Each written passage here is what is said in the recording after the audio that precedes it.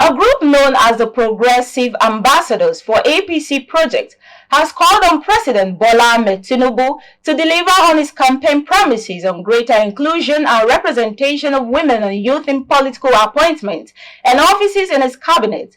At a press conference on Monday in Abuja, the group noted that women and youth played a crucial role in his victory at the February 25th presidential polls and therefore deserve better treatment in his renewed hope agenda for Nigeria. Clearview's Gloria Atta has the details. At his inaugural speech on May 29, 2023, President Bola Ahmed Tinubu pledged to carry women and youths along in his administration, saying that they would feature prominently. Aside from his inaugural speech, the president had on a number of occasions promised greater inclusion and representation for women and youths. In his manifesto document titled Renewed Hope 2023, Action Plan for a Better Nigeria, Tinubu promised an increase of women and youth participation in the public and private sectors, particularly his cabinet and government parastatals. Following his assumption of office, there has been high anticipation and expectations across quarters on his power-sharing formula and appointments, especially his ministerial list.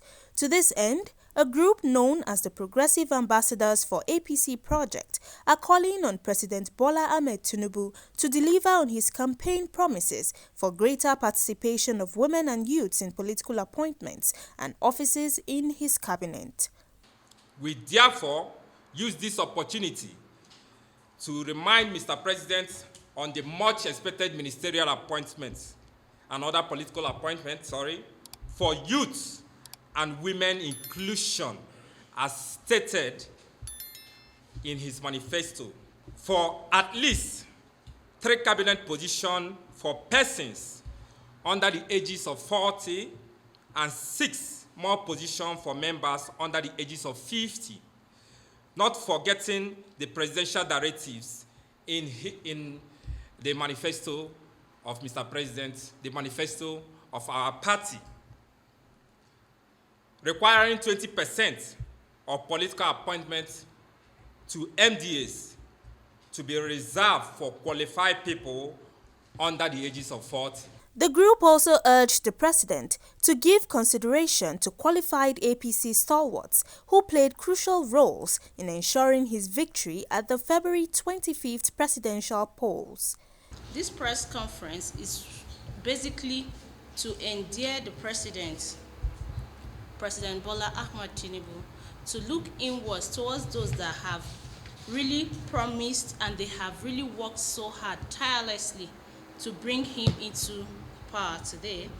Those that have been saddled with different responsibilities and unanimously have carried them out, we ask that they are carried along in the appointments and not just relegated to the background, especially the women.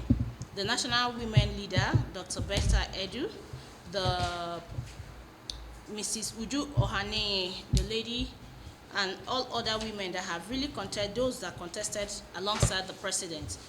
We've asked, names have been mentioned. Those are names: Nicholas, Barrister Uju, Betty, Ms. Betty, our National Woman Leader, and the financial expert, Oriako. They made contributions during the election, and we are agitating that they should be considered into ministerial positions. So these names you are mentioning are not far-fetched. You can go up on Google and check what they've done antecedents, and you can speak for that. So please, we are employing our president. We know what he is capable of doing. You should please look into this name. Dr. Nicola is the only and the youngest presidential aspirant in the just concluded election. So these people are good at what they are doing. So we are asking that you should please, in bringing out the ministerial list, these people should be incorporated into his list. And there are MDAs, there are other departments that we still want them to function in. But then, while women and youths make up the larger percentage of Nigeria's population, they have mainly remained underrepresented in the political space throughout Nigerian history.